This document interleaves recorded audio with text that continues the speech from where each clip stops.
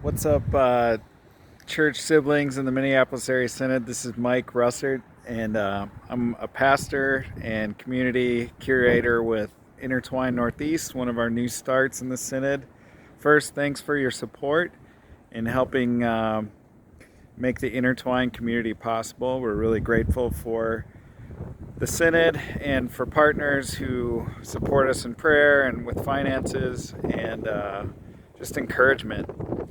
And I think we're doing a lot of great learning, and I wanted to share just one small thing that is totally making Intertwine happen. And it's so simple and yet so profound, and it's just simply listening. How do we create safe spaces for people to share their stories, their real stories, their human stories? And real human stories, they usually aren't about, well, I won this thing and then I got this thing and then,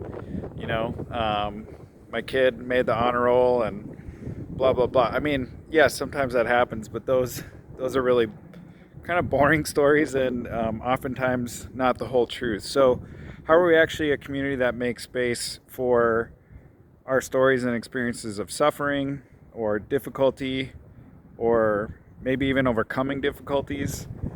But how are we creating communities that allow for those real human experiences to be shared? And maybe not even only by the pastor. Maybe church is about actually making room for the stories of the community to be shared in the community.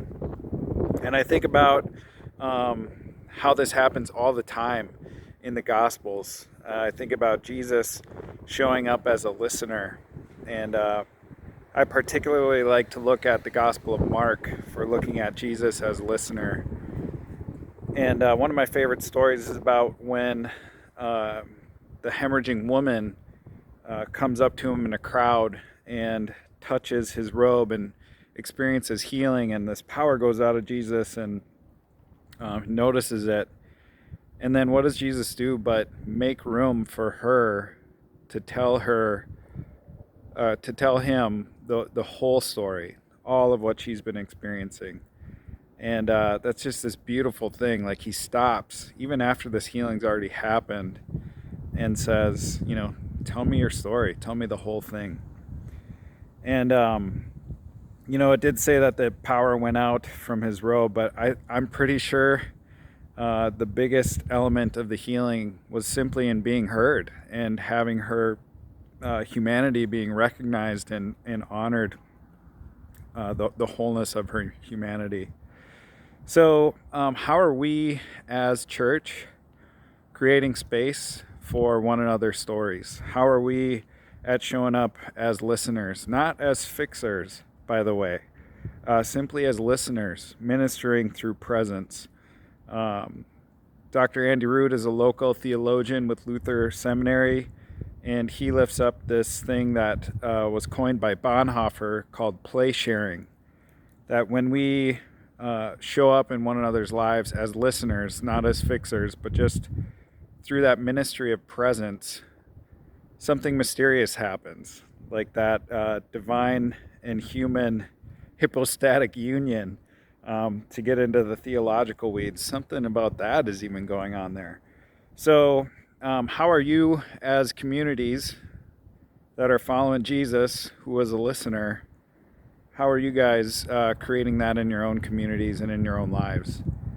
And just can't speak to that power more than just simply making space for stories to be shared. And ideally, in the gathered life of the community.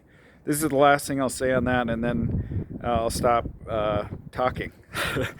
But it's this. When the people of the community are given space to share their stories, there are people in the community who hear their stories, and a part of them that they thought couldn't belong in church, or that they had to be ashamed of, or that they thought they were alone with, they recognize that, wow, this is happening in this other person's story. This is a safe space for me. I belong here. And the most beautiful thing is, people then are allowed to connect to each other without having to have a middleman. So we hear another person express something that we've experienced in our own lives, and we can go talk to that person. A relationship of care and connection can happen through that. So create space to hear one another's stories, take out the middleman, and be a community of listeners. That's what I got for now, and thanks for letting me talk at you for a while. Peace.